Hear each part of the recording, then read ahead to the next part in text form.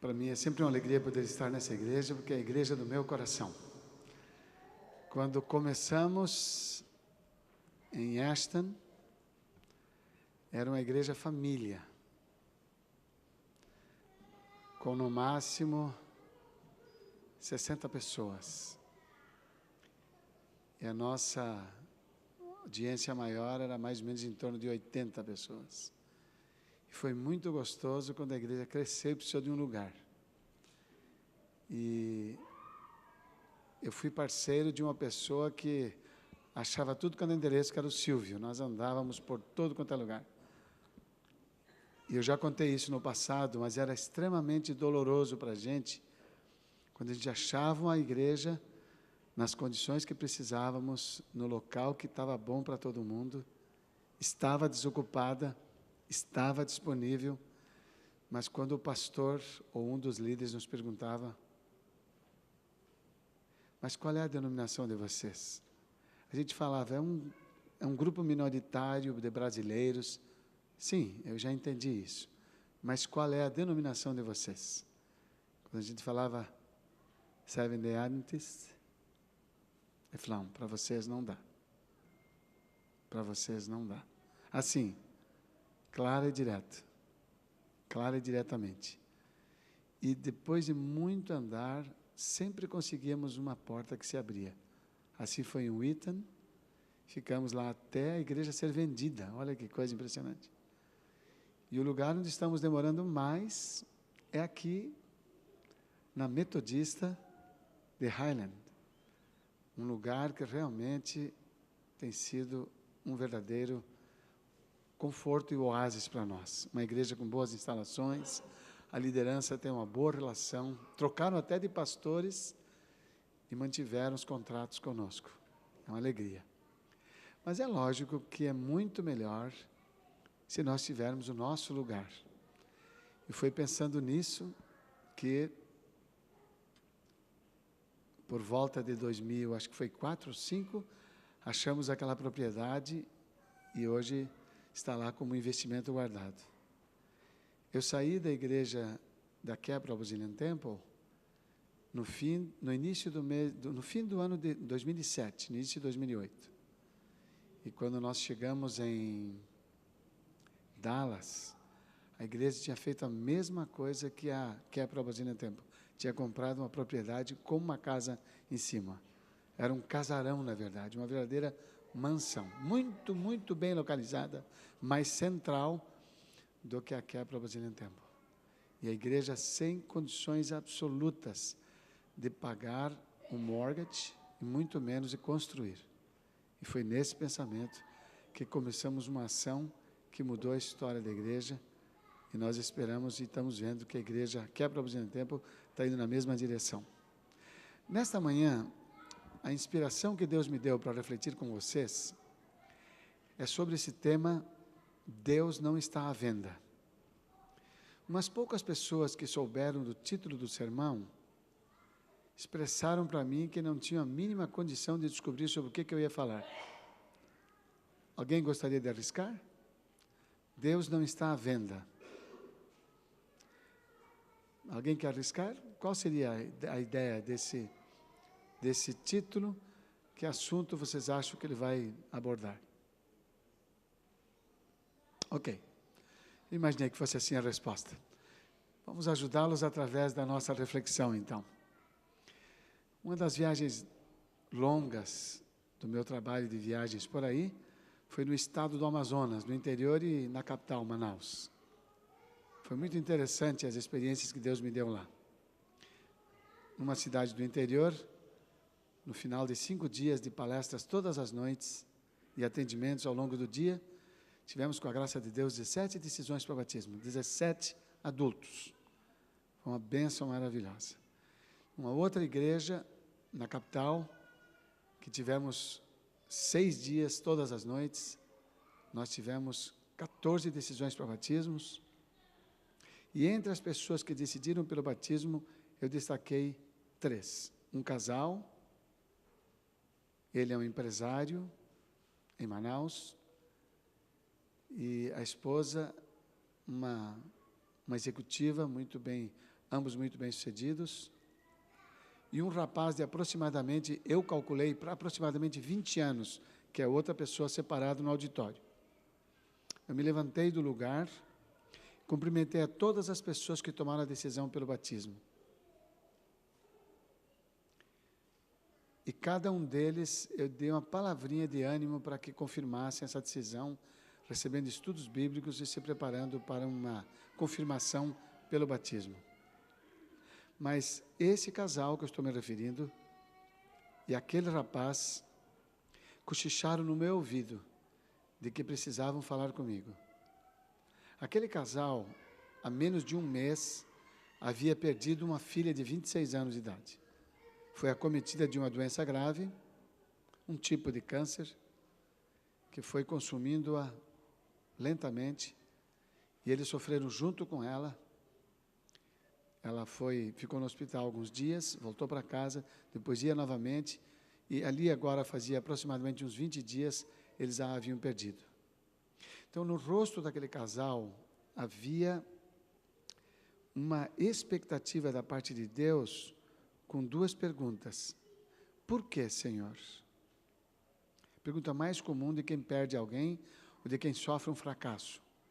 A perda de um relacionamento, a perda de um ente querido, uma doença grave, uma quebra financeira. Quando uma pessoa tem uma grande perda, a pergunta que sempre surge é: por que eu? Ou, por que isso aconteceu? Por que aconteceu comigo? E, normalmente, a pessoa que pensa assim, ela quer achar normalmente ela considera duas possibilidades de razões. Número 1, eu fiz algo errado. Número 2, Deus está me castigando. Ou Deus está me castigando, ou eu fiz uma coisa errada. Se Ele está me castigando por quê? Se eu fiz coisa errada, o que eu fiz de errado? E nós, neste mundo de pecado, e nesse mundo de maldade, não deveríamos espantar-nos de que os filhos de Deus sejam atingidos pelas provações e durezas.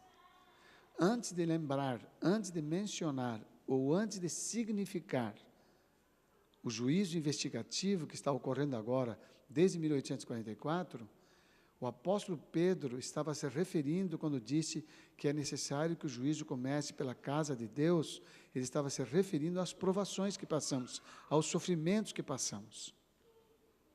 Então, Deus não precisa que eu pague algo para Ele me fazer o bem. Não há nada que eu possa oferecer a Deus que possa dar a Ele lucro, benefício, ganho. Não há nada que eu possa dar. Não há nada que eu fazendo torne Deus melhor do que Ele é. Não há alguém de nós que possa fazer favor para Deus. Normalmente, quando alguém faz algo para nós, por favor, ele vai querer um retorno disso aí. Toda vez que um pai faz um bem para um filho e espera o retorno, aliás, faz um bem para um filho como um favor, ele vai esperar um retorno. E muitos filhos já adultos reclamam das faltas daquilo que os pais não lhes deram, como tendo sido sua obrigação.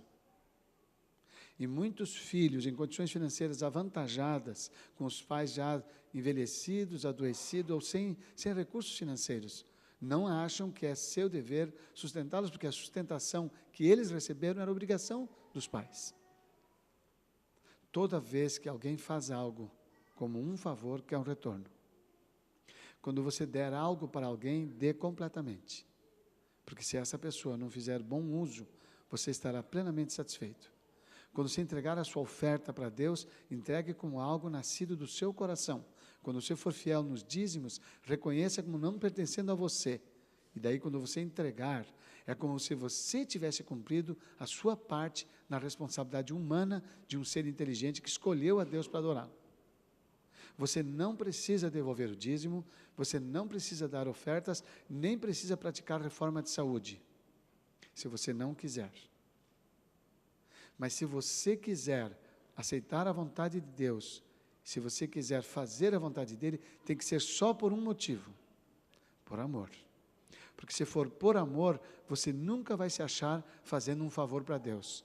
Porque todo cristão fiel, fiel de verdade, dedicado de verdade, que pratica a vontade de Deus de verdade, com esforço e até com sacrifício, às vezes, de coisas que gostam. E se alguma coisa der errada, provavelmente essa pessoa que faz todo esse sacrifício, pensando em agradar a Deus com isso, esta pessoa vai perguntar para ele, mas por que, depois de tudo que eu fiz contigo, por que você deixou acontecer isso comigo? Eu perdi os 2 pais por doença, o meu pai e o papai. O papai era o pai da Yara, que era meu pai por adoção. O meu pai teve 2 strokes e teve o lado esquerdo paralisado por 2 vezes. Ele teve a primeira, fez fisioterapia, quando estava melhorando, teve o segundo, no mesmo lado. Meu pai ficou, depois da doença, vários anos. E numa das vezes que fui visitá-lo, ele disse para mim, já pertinho da sua morte, ele disse, eu sei por que Deus permitiu essa enfermidade para mim. Eu tinha muita coisa que eu precisava aprender. Meu pai sempre foi muito missionário. Meu pai abriu na área de Curitiba, teve o privilégio de ser pioneiro de pelo menos uns 10, 12 novas igrejas, grupos.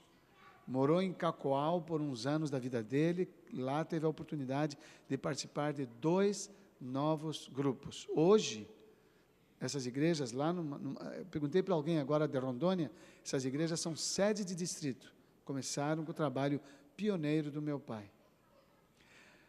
Vejam, a pessoa faz muitas coisas para Deus na realização da sua obra e cumpre a sua vontade, e ela tende a sentir-se credora de Deus, credora, isso é, essa tu me deves, ó Senhor, esta tu me deves. Então, esta pessoa espera que com ela nunca dê nada errado, muito menos sofrer na hora da vida, no fim da sua vida. A ideia seria de ter uma parada cardíaca, nem sentiu dor, não sentiu nada, mas ele sofreu.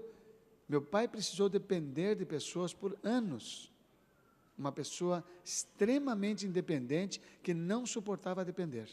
E ele falou para mim, eu nunca quis depender de ninguém, o meu orgulho estava me matando, e Deus disse, antes que ele te mate, eu vou derrubar você. Era o que ele interpretava, é o que ele entendia. E no momento em que estava indo para o hospital, onde ele morreu naquela noite, ele disse para os meus irmãos que estavam levando para o hospital, para fazer um exame regular. Ele falou, vocês podiam, por favor, parar um pouquinho de falar, que eu estou conversando, minha última conversa com o pai. Os meus irmãos não aceitaram essa observação. Falaram, como assim, pai? Que é isso? Você só vai fazer um exame? Falaram, não, eu tenho certeza que eu estou indo para descansar. Naquela noite, ele morreu às 9h30 da noite, naquele dia. E ele disse para eles, estou fazendo as últimas conversas com ele, porque eu sei que ele tinha um plano para mim nesse tempo que eu tive que sofrer essa doença. O papai, praticante da reforma de saúde, teve câncer no pâncreas. Também, por algum momento, ele chegou para mim e perguntou, você vê como a gente não entende, né? Normalmente uma pessoa acha que essas coisas só acontecem com quem não faz a vontade de Deus. Exatamente quando eu sou alguém que pratiquei exercícios físicos, reforma de saúde, isso aconteceu comigo. Mas toda vez ele repetia, é porque Deus tem um plano melhor para mim. Ele queria viver, até o último momento ele queria viver. Em nenhum momento ele disse, eu vou morrer, se entregou. Ele sempre queria viver, até o último momento queria viver. Inclusive um sinal de uma revelação que Deus deu para um dos netinhos, dos bisnetos dele, ele achou que era para a vida, e na verdade era para o descanso. Como é que você lida com as coisas que você faz em relação à fé que você abraçou, que você aceitou? Como é que você lida com isso? Vamos abrir a Bíblia no livro dos Salmos. Esse é o primeiro texto de reflexão nosso, nesta manhã. Livro dos Salmos, capítulo 50. Estes são os salmos de Davi mais marcantes. Esse salmo é chamado de Asaf, mas ele fala de uma reflexão que estava pegando pesado no rei, profeta e salmista Davi. Salmo de Asaf, capítulo 50, versículo 7. Ouça, meu povo, pois eu falarei, vou testemunhar contra você, Israel. Eu que sou Deus, o seu Deus. Verso 8. Não o acuso pelos seus sacrifícios, nem pelos holocaustos que você sempre me ofereceu. Sempre me oferece. 9. Não tenho necessidade nenhuma de novilho dos teus estábulos, nem dos bodes dos seus currais. Verso 10. Pois todos os animais da floresta são meus, como são as cabeças de gado aos milhares nas colinas. 11. Conheço todas as aves dos montes e cuido das criaturas do campo. Verso 12. Se eu tivesse fome, precisarei eu dizer a você? Pois o mundo é meu e tudo o que nele há. Acaso como eu carne de touros ou bebo eu sangue de bodes? Verso 14. Oferece a Deus em sacrifício a sua gratidão, cumpre os seus votos para com o Altíssimo. O questionamento de Deus aqui não é oferta. É oferta? O questionamento de Deus é a oferta? Hello? Bom dia. Quem está aqui, diga oi. Thank you. Ok. A questão desse diálogo de Deus é a oferta? É o tamanho da oferta? Sim ou não? Não, não é. Qual é a questão de Deus? O motivo da oferta. Esse é o questionamento de Deus. Curva a sua cabeça. Deus precisa nos ajudar a entendermos muito bem esse assunto nesta manhã. Porque se nós entendermos bem, eu tenho certeza que ao sairmos daqui, mudará a nossa relação com Ele.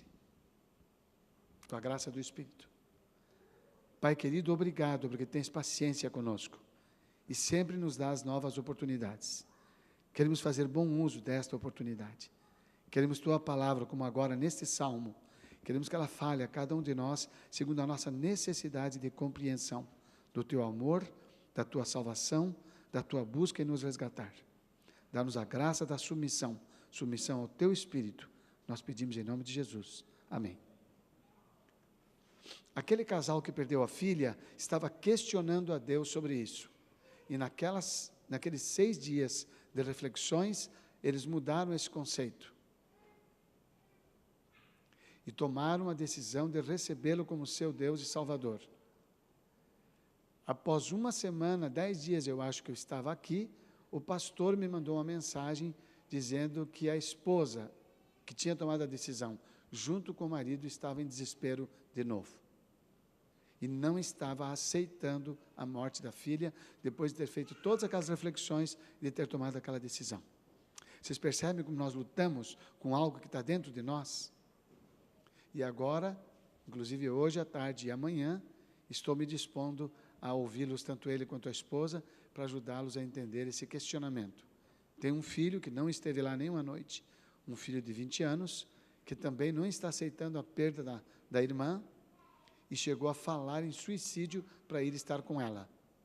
Se ele morresse, ele ia estar com a irmã, que já morreu. Como se fosse uma demonstração de não aceitação, de protesto contra a morte da irmã. Assim somos nós. Eles não são diferentes de você e de mim. Nós temos uma tendência muito forte de não aceitar perdas, porque nós não fomos criados para perder. Nós não fomos criados para morrer. Nós não fomos criados para cessar. Não fomos criados para nos despedir. Nós não fomos feitos para isso. E não há como todos os ensinamentos possíveis, todas as lições possíveis e toda a fé possível, não há como eliminar isso dentro de nós como seres humanos criados por Deus, inteligentes e moralmente livres. Não há como eliminar. Não há como eliminar essa tendência. Não há como eliminar esse estímulo emocional que nos vem quando a gente perde algo. O que há é uma força que Ele nos dá para lidar com isto e superarmos isto, mesmo tendo a manifestação. Os filhos fiéis de Deus não estão isentos de que as suas emoções se manifestem de forma negativa. Não estão isentos. Mas eles estão fortalecidos para poderem suportá-las e passar por elas, saindo delas fortalecidos. Como foi o caso de Jesus no Getsemane, como diz Ellen White. quando ele se ajoelhou pedindo, passa de mim este cálice, Jesus estava no desespero da sua alma humana. Ela diz, ele saiu de lá e a tempestade sobre ele não tinha diminuído, mas ele estava fortalecido para enfrentá-la. Eu contei para vocês, quando eu tive a descoberta, eu descobri o meu problema das duas hérnia de discos na cervical, eu descobri de uma maneira horrorosa, porque começou a doer na quinta e na sexta já fiquei travado. E passei o fim de semana já sem dormir, e por 10 dias não consegui dormir de tanta dor. Viajei sob o efeito de codeína e de outros medicamentos fortes, e não consegui dormir. Houve momentos da minha noite que eu via Yara dormindo, e aquela dor insuportável, dor a cada segundo, dor constante, dor intermitente, o tempo todo. Eu pedi para Deus a cura, Ele não me deu. Insisti com Ele, Ele não me deu. Aí eu pedi, então, eu quero alívio da dor. Também não deu. Aí eu pedi um sinal para Ele. Se Tu estás me ouvindo, me dá o privilégio de sentir o alívio, nem que seja por pouco tempo. E eu vou Te louvar por isso. E Deus me deu um alívio que durou, eu tenho a impressão, a minha sensação é que foi aproximadamente 10 minutos, mas eu imagino que deve ter sido meia hora, porque naquela meia hora eu dormi, e a dor voltou. Mas eu louvei o Seu nome, porque naquele momento eu pedi a terceiro pedido, não me deixe esquecer do Teu amor por causa da dor. E Ele me deu essa força. Então, tem vezes que nós vamos pedir para Ele, eu quero a cura, não vem. Eu quero a restauração do que eu perdi, não vem. Eu quero o retorno do meu trabalho, não vem. Eu quero algo que eu preciso muito, não vem. Então me ajuda a suportar. Me ajuda a lidar com isso sem praguejar contra o Seu nome, sem blasfemar contra o Seu nome, sem duvidar do Teu amor. Porque na hora em que você duvidar do amor de Deus, acabou. Há músicas, e há pessoas pregando que você não tem como escapar do amor de Deus, porque Ele ama a todos, ama sem restrição, Ele ama, o Seu amor é incondicional. Isso é verdade ou não é? É verdade ou não é? É verdade, mas estão todos recebendo os benefícios do Seu amor? Não, não estão. Não, não estão. Um casal que eu tive que atender, em situação muito crítica, com o risco da separação já iminente. Já tinham falado sobre isso com o pastor. O casal, tinha sido batizado há 2 anos. E ele não tinha aceito a verdade do Evangelho, não aceitou, ele não tinha confissão religiosa nenhuma.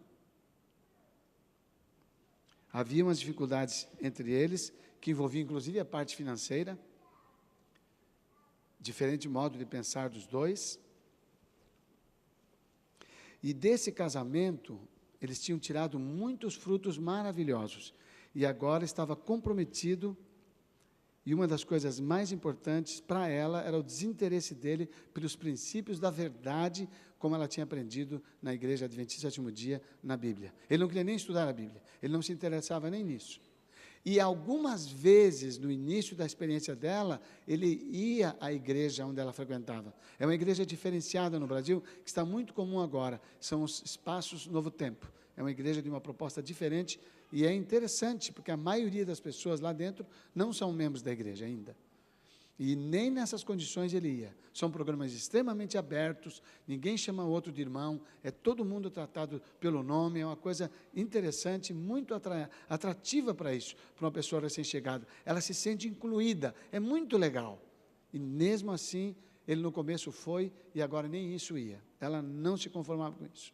Entre outros motivos, o zelo dela era uma das coisas que estavam causando um grande problema. Em nome da fé e da obediência a Deus, ela insistia com ele sobre assuntos religiosos que ele não tinha a mínima noção, não tinha nenhuma possibilidade de entender que estava errado. Mas ela condenava ele em coisas graves, como o uso de bebida alcoólica, lugares não apropriados para frequentar e tal. A pressão dela sobre ele era muito grande. E quando eu estava sentado com eles conversando, eu percebi que ele estava desconfortável com isso. Então, aquela frustração dela, da falta de iniciativa dele em relação a Deus, o classificou como rebelde e incrédulo. E na prática, era isso mesmo, ele era um rebelde e era um incrédulo. Ele não cria no que ela queria e estava se rebelando contra Deus. Mas isto a fez considerá-lo assim, chamá-lo assim, vê-lo deste jeito. Quando ela fez a descrição dos comportamentos dele, em várias áreas da vida, na casa, no trabalho, nos negócios, os negócios dele tinham coisas obscuras. Por exemplo, ele fazia esses jogos da corrupção por aí, ele estava envolvido nisso também, tirando vantagens em negócios sujos. E ela o condenava assim, declaradamente. E eu concordei com ela de que aquilo estava errado. E que ela estava certa nos conceitos que ela tinha aprendido a palavra de Deus, e que era assim mesmo. Mas que as responsabilidades dele eram dele, não eram dela. E os hábitos dele prejudicavam a ele, não a ela. Quando ele escutou isso, ele começou a parar para escutar. Eu disse, o que ele está fazendo não pode afetar o seu caráter, só o dele. Você não pode depender dele para aquilo que ele quer fazer. Você não depende dele. Ela ficou parada. Eu disse, ele é responsável diante de Deus por aquilo que ele faz. E ele tem liberdade de escolher. Na medida em que eu fui explicando, ele entendeu e mostrou certa incredulidade para pensar onde eu queria chegar, porque eu estava dando muito apoio para ele. Em seguida ele disse, mas você tem razão, eu disse para ele, mas você tem razão de estar desinteressado em ir à igreja com ela, porque não tem sido sua vontade, e ela tem insistido com você a ponto de incomodá-lo. Você tem razão, e você tem que ser respeitado nisso. Isso é um direito seu. Quando eu disse para ele, ele se encheu de alegria, se encheu de satisfação, e ela ficou arrasada na minha frente. Considerando que ela experimentou o que agora ela fala, ela não tem um outro nível de compreensão que o seu. Voltei-me para ela e disse, você não está seguindo o que Jesus fez. Você não está seguindo o modelo que é Jesus. Falei para ela, na frente dele. Eu já falei isso para outras pessoas, na ausência do outro. Mas dessa vez eu não tinha tempo, eu falei na presença dele. Você não está seguindo o conselho de Jesus, nem tampouco o seu exemplo. Sua intenção é boa, mas as suas ações não. Como você vê a situação da maioria do mundo? Perguntei para ela. Desde Abel, que é o primeiro justo que faleceu. Como você vê a situação do mundo? Você acha que a maioria das pessoas tem se interessado em conhecer a Deus, tem pessoalmente se aproximado dele para poder experimentar o seu amor, ou estão mais desconfiadas de Deus e prontas para acusá-lo quando alguma coisa sair errada? Mesmo não seguindo a ele, mas saiu errada, já acham Deus. Nunca seguiu, mas quando a coisa fica muito ruim para eles, eles também encontram a Deus para acusar. Como é que é isso aí? Eu falei para ela. A maioria está olhando para ele, buscando conhecê-lo, buscando segui-lo, ou a maioria está revoltada com ele? Ela disse, sem dúvida nenhuma, a maioria está revoltada. E o que você acha das pessoas que seguiram, que existiram nesse planeta, ao longo dos milênios? Você acha que a maioria aceitou Jesus como seu Salvador, ou morreu sem recebê-lo? Ela falou, morreu sem recebê-lo. Eu falei, e você, o que você acha? Perguntei para ele. Ele falou, eu não tenho ideia, mas acho que é muito pouca gente que aceita. Então, ele está na maioria. Se ele está na maioria, provavelmente isso dá um certo conforto para ele. E ele foi se arrumando, eu percebi, é impressionante a linguagem corporal que a pessoa manifesta. Ele foi se arrumando na cadeira com um estado de conforto impressionante. Ele estava por cima da carne seca, e ela estava ali se afundando, sentada na sua cadeira. As pessoas têm deixado de conhecer a Deus de fato, e às vezes alguns estão se afastando por causa da maneira com que nós representamos a Deus. Eu estou tendo neste momento o privilégio de atender como um dos meus clientes o filho de um ex-presidente brasileiro. Uma das primeiras coisas que veio um desafio para mim, falei, como é que eu vou falar de Deus para esse homem? Eu preciso falar, porque sem Deus não há ajuda em relacionamento nenhum. Aí eu falei para ele, às vezes eu me preocupo, falei para ele na primeira sessão, eu me preocupo às vezes que a igreja está atrapalhando as pessoas de conhecerem a Deus, as igrejas de modo geral, independente da denominação, os membros da igreja, estão atrapalhando as pessoas de conhecerem a Deus, de conhecerem o seu amor. Ele olhou para mim e falou, você sabe que eu concordo com você? Então, e o nosso preconceito com os membros de igrejas e com as igrejas nos impedem de ver a Deus, e Ele é o único que poderia mudar a sua vida.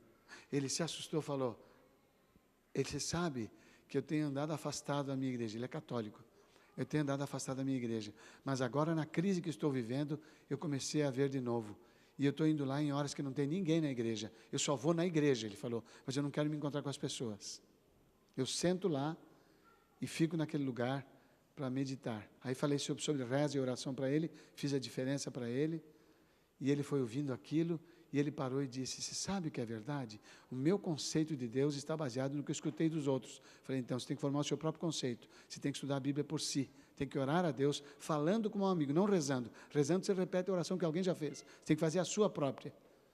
E daí depois, no final de uma sessão de 1 hora, eu falei para ele, eu quero dizer o seguinte, se você não se importar, eu quero incluir você nas minhas orações. Eu tinha tido uma amizade, uma intimidade muito grande com Deus, e Ele tem me dado surpresas e respostas que eu tenho. Ele falou, verdade? Você vai fazer isso por mim? Eu falei, vou fazer. Ele falou, muito obrigado, pode fazer. Aí eu senti clima, olha como a gente vai abusando. Eu senti clima e falei para ele, se você quiser eu posso fazer uma agora com você. Ele falou, verdade? Eu falei, pode. Fiz oração com ele. Terminou a sessão, desligamos o computador, 10 minutos depois ele mandou um texto para mim. Muito obrigado por essa primeira experiência, especialmente pela oração que você fez por mim. Olha que coisa interessante, ele está colocado agora, ele diante de Deus, não o que eu creio, minhas crenças, minha fé, minha religião, mas é ele sobre aquilo que Deus está fazendo para mim. Conte para os outros o que ele faz com você. Conte do seu conforto nas horas de dor. Conte da sua confiança de que tem um destino para os homens, tem um plano para esse mundo, que esse não é o plano final. Conte para ele, mas para você contar isso para eles, você precisa estar vivendo isso, você precisa estar tendo essa experiência. Se as coisas não estão bem para você, você não tem como mudar talvez a sua situação agora, seja ela financeira, seja ela de relacionamento às vezes, seja ela de saúde, talvez você não possa mudar, mas você pode mudar como você vê esta mesma situação. E isto faz a diferença entre você querer comprar a Deus com aquilo que você faz e você saber que o que você faz é a resposta daquilo que já fez para você. E eu disse para essas pessoas, o amor de Deus realmente alcança a todos, mas não consegue beneficiar a todos, porque Deus não é impedido de amar quando alguém não quer o seu amor. Um dos meus filhos pode rejeitar o meu amor, mas não pode impedir que eu o ame, que eu a ame. Nenhum dos meus filhos pode impedir que eu os ame, mas podem restringir os benefícios do meu amor. O que eu poderia fazer por eles, eu não poderei fazer se eles não o quiserem. E isto Deus faz conosco.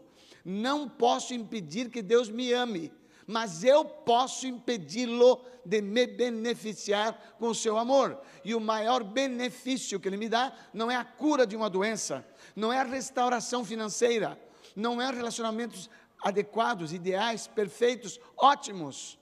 Não é a força que eu tenho para lidar com perdas nestas áreas, quando elas acontecerem, se acontecerem. É o meu estado de paz, o meu estado de confiança, o meu estado de esperança. Esta relação com Ele me dá esse benefício, em primeiro lugar, quando ela é verdadeira, e não a condição de satisfação das coisas desse mundo. O mundo passa, diz o apóstolo João, e tudo que nele há. O mundo passa, e tudo que nele há. Mas aquele que faz a minha vontade, permanece para sempre. Para sempre. Então, eu permaneço para sempre agora já. Eu permaneço acima do problema que estou passando. Eu permaneço acima da perda que estou tendo. Eu permaneço acima até da dificuldade que eu tenho de entender a Deus. Eu chego diante dele e digo, eu não estou conseguindo entender, mas me ajuda, por favor, a permanecer na tua presença, mesmo sem entender. Não há resposta para tudo aqui nesta vida. Não há resposta para tudo. O exemplo bíblico que eu quero refletir com vocês é chocante. É Saul. Saul tinha 30 anos quando se tornou rei de Israel. Foi o primeiro rei de Israel. Saul não queria ser rei. Saul disse, eu sou de Benjamim, a menor tribo do meu povo, e eu sou insignificante. Ele falou para Samuel. Samuel disse, mas foi a você que Deus escolheu. No dia em que ele estava para ser apresentado, ele já tinha sido ungido, Samuel já tinha colocado óleo na cabeça dele. No dia que ele ia ser apresentado a uma reunião de Israel, todas as tribos estavam presentes, ele desapareceu. E daí Samuel falou, mas ele estava aqui, alguém viu? Ninguém viu. Aí Deus falou a Samuel, ele está no meio das cargas. Ele era enorme, mas ele se escondeu no meio das cargas. Ele era mais alto do que, a Bíblia diz que ele era mais alto do que todos naquele ambiente. Ninguém chegava sequer ao seu ombro. E daí acharam Saul entre as cargas. O espírito de humildade o colocou na posição em que Deus o elegeu como tal. Se nós olharmos a história de Saul e olharmos a história de Davi, não dá para comparar. Davi cometeu muito mais pecados que estão registrados na Bíblia. Saul só tem 3 pecados registrados na Bíblia.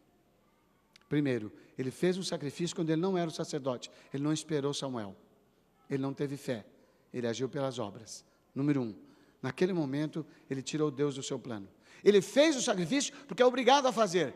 Ele estava com medo que os soldados fossem embora e ele perdesse a guerra. Não, eu vou fazer. Tem que fazer, eu vou fazer. Eu vou fazer, não creio no que estou fazendo, mas eu vou fazer. Eu venho à igreja, eu vou guardar o sábado. Não tem como. Eu leio a Bíblia, não tem como escapar disso aqui. Eu vou guardar esse sábado, esse dito cujo sábado. E não vejo a hora do pôr do sol chegar para eu poder fazer o que eu queria fazer depois do pôr do sol. Então, na verdade, ao longo do sábado, eu já não estou guardando coisa nenhuma. Ele fez uma oferta quando ele não era sacerdote. Número 2, ele foi aos amalequitas e Deus disse: destrua tudo, não deixe nada, absolutamente nada, nem as aves, nem os animais, nada. Ele trouxe o rei vivo e trouxe vacas e trouxe ovelhas. Quando Samuel chegou, ele falou: você desobedeceu ao Senhor. Ele falou: não, eu fiz exatamente o que Deus mandou. Ele falou: e esse barulho que eu estou escutando, o que é esse balido de ovelhas, esse mugido de vacas? Ele falou: não, isso é o seguinte, os soldados pegaram o melhor dos amalequitas para oferecer ao Senhor em sacrifício. Olha que coisa linda. E é nesse texto, Samuel, primeiro livro de Samuel, que eu quero refletir com vocês, para nós entendermos o que quer dizer esta ideia de que Deus não está à venda. Primeiro livro de Samuel, capítulo 15, versículo 26. Disse Saul a Samuel: mas eu obedeci ao Senhor, cumpri a missão que o Senhor me designou, trouxe a Agag, o rei dos amalequitas, mas exterminei os amalequitas todos. Os soldados tomaram ovelhas e bois do despojo e o melhor do que estava consagrado a Deus para a destruição, a fim de que sacrificassem ao Senhor, seu Deus, em Gilgal. 22. Samuel, porém, respondeu: acaso tem o Senhor tanto prazer em holocaustos e em sacrifícios, quanto em que se lhe obedeça a sua palavra? A obediência é melhor do que o sacrifício, e a submissão a ele é melhor do que a gordura de carneiros. Verso 23, pois a rebeldia é como o pecado da feitiçaria, e a arrogância como o mal da idolatria. Assim como você rejeitou a palavra do Senhor, ele o rejeitou como rei. Isso era o início do reinado de Saul. Saul reinou 42 anos em Israel. Deus suportou, Deus permitiu, Deus tolerou, enquanto houvesse chance dele se arrepender e mudar. De Saul só temos o registro desses 3 pecados. De Davi temos vários. Davi foi chamado o homem segundo o coração de Deus. Qual é a diferença dos dois? Qual é a sua diferença para com os outros crentes? Qual é a diferença real de que te faz filho de Deus ou não? É que quando você pratica o ato, ele te causa mais tristeza por ter praticado do que as consequências que você dele colheu. Quando as consequências é o seu problema, você não obedeceu at all, você não obedeceu de jeito nenhum, nada foi de obediência. Você fez porque você tinha um resultado em expectativa. Quando ele não deu certo, você se enforcou, como fez Judas. Mas quando você faz algo e não deu certo, e você viu que foi você que fez o errado, como Pedro, você volta, confessa, se humilha, se arrepende e se entrega. Ele não quer repetir. Essa é a diferença entre o filho de Deus e o membro da igreja, apenas. É mais importante que você seja filho de Deus do que apenas membro de uma igreja. Porque membro de uma igreja qualquer um pode ser. Filho de Deus, só aquele que usa a sua graça como a fonte da sua força e a sua sabedoria como a sua fonte de decisões. Deus não está à venda. Não há o que se possa fazer que vá agradá-lo a ponto de ele tolerar a sua rebeldia no seu coração. Não há. O que Deus quer não é sacrifícios. O que Deus quer é amor, é entrega. E é isso que nós vamos concluir no texto de João. João, o Evangelho. Quando nós fazemos isso, nós realmente fazemos diferença. Capítulo 15 do Evangelho de João, os versículos 7 e 8. Se vocês permanecerem em mim, disse Jesus, e as minhas palavras permanecerem em vocês, vocês pedirão o que quiserem e lhes será concedido. O que quiserem em relação ao caráter, o que quiserem em relação à salvação, o que quiserem em relação à paz, o que quiserem em relação a cumprir a sua vontade. Não o que quiserem de emprego, saúde, não é nesse sentido. Ele diz, se vocês permanecerem em mim, e as minhas palavras permanecerem em vocês, vocês pedirão o que quiserem e será concedido. Verso 8, meu Pai é glorificado pelo fato de vocês darem muito fruto, e assim vocês serão meus discípulos. E olha o que diz o versículo 11, tenho-lhes dito estas palavras, para que a minha alegria esteja em vocês, e a alegria de vocês seja completa. Olha o verso 12, o meu mandamento é este, que amem-se uns aos outros, como eu os amei. Ninguém tem maior amor do que esse, que dá a sua vida pelos amigos. Versículo 17, este é o meu mandamento, amem-se uns aos outros. Pode guardar o sábado, e é muito importante que faça. Pode cuidar da reforma de saúde, e é muito importante que faça. Pode cuidar com os outros 9 mandamentos, é muito importante que faça. Mas se você não amar, você não guardou nenhum, porque o seu coração não está com ele. A base é a relação com ele, porque quando ele entra na sua vida, os significados para você mudam, os valores mudam, e a sua motivação é outra. Eu tenho certeza, eu posso garantir para você. Aquele homem, preste atenção, eu disse para aquela mulher, respeite ele. Se o seu marido escolher ir para o fogo do inferno, você tem que respeitar, porque o direito dele foi dado por Deus, e ninguém tira. Olhei para ele e para ela. Ela ficou assustada, e ela entendeu, falou, nossa, que coisa, eu me senti um monstro. Ela falou na frente dele, falei, eu acho que você foi um pouco mesmo, mas se você recuar, não é mais monstro. E ela recuou. 3 dias depois que eu tinha saído de lá, eles foram os últimos atendimentos que eu dei. 3 dias depois que eu tinha saído de lá, o pastor me mandou um texto. Ele falou, eu tenho que mandar cópia do texto que esse homem me mandou. Ele falou para mim, pastor, eu preciso de você urgente. O marido dela falou, eu preciso que você me dê estudos bíblicos, porque eu tenho que mudar a minha vida. Quando deu a liberdade, achou o caminho da salvação, que é Jesus Cristo. Ele falou, eu não estou acreditando no que eu estou lendo, ele disse. Esse homem até onde não queria nem ir na igreja. Quando foi dada a liberdade, ele viu a responsabilidade. Então eu digo isso para você hoje. Se você quiser se perder, você vai se perder. Porque a sua vontade, no que se refere ao plano de Deus para te salvar, é maior do que todo o investimento que ele fez, de vida e sacrifício do seu filho, e de todas as testemunhas que ele conseguiu até hoje, para te dar um recado. O ponto é o seguinte, você está servindo a igreja, ou você está servindo a Deus? Porque se você estiver servindo a Deus, a igreja vai sentir o benefício. Se você estiver servindo a igreja, quando ela não fizer o que seu gosto, você vai se revoltar. Você decide, você vai ter a prova. Você é a testemunha contra ou a favor da sua fé. Você se avalia, ninguém julga você. Você se julga. O seu amor vai ser avaliado quando precisar. Quando precisar, se você amar ao seu semelhante mais do que a si mesmo, Deus é o Senhor da sua vida. Ninguém vai ter dúvida. Eu não quero que você tenha dúvida.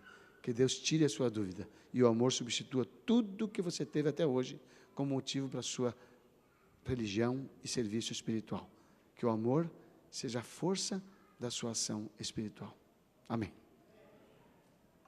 Quantos acham que precisam fazer uma revisão e querem hoje reconsiderar sua maneira de ver os outros, a si mesmo, Deus, seu plano e até o que está fazendo? Quantos gostariam? Pai querido, nossas mãos levantadas são a confissão de que precisamos conhecer mais a Tua vontade para nós, para que jamais estejamos presos às nossas preferências como meio de salvação, mas que possamos saber a Tua vontade plena e a ela estejamos dispostos a nos submeter pelo poder maravilhoso de Jesus Cristo e a graça incontrolável do Espírito Santo. Obrigado por tua bondade, misericórdia e paciência. Nós te louvamos em nome de Jesus. Amém. Que a graça do Senhor esteja convosco.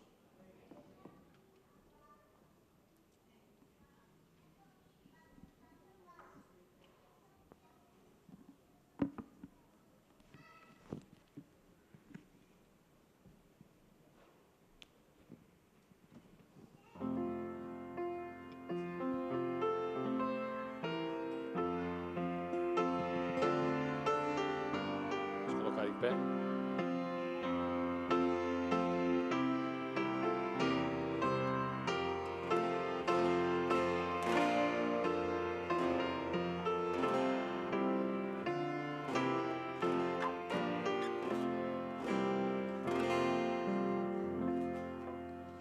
Toma, Deus, em tua mão, como está meu coração, mesmo sem nenhum valor, faze-o puro, santo e bom, cheio, enfim, do teu amor.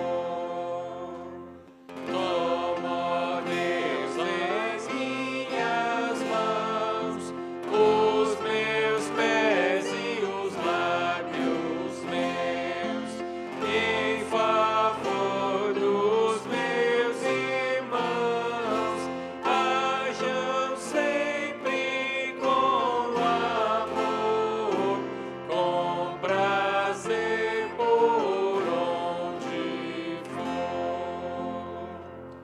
Quando enfim voltar Jesus, com poder em glória e luz, toma, Deus, meu pobre ser, para sempre ir morar com Jesus no doce lar. Obrigado, Senhor, porque nos dá a liberdade de escolha. Nos dás a liberdade de escolher receber o teu amor. Dá-nos a graça, da coragem, da força e do poder de Cristo Jesus em seu Espírito, para fazermos essa escolha renovada a cada manhã. Dá-nos a graça de vivermos a tua vontade, pelo poder de Cristo Jesus. Amém.